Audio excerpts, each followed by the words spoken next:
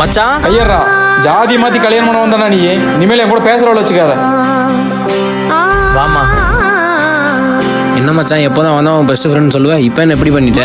காலத்துல பெஸ்ட் ஃப்ரெண்டா தான் இருந்தோம். எப்போ அவன் ஜாதி விட்டு வேற பிள்ளை கல்யாணம் பண்ணவனா அப்போ எல்லாம் முடிஞ்சு. மச்சான் நான் என் லவர் கூட ஓடி வந்துட்டேன்டா. எங்களுக்கு கல்யாணம் பண்ணி வைடா. ஒன்றும் பிரச்சனைடா, நான் பாத்துக்கிறேன். பொண்ணு நம்ம ஜாதியா?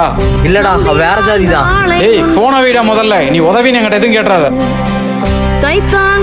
நான் தானே நம்ம ஜாய் சங்க செயலாளரு, அதனாலதான் செயின் இந்த கயிறு எல்லாம் போட்டிருக்கேன். ரெண்டு பவுன் வரும் போலயே.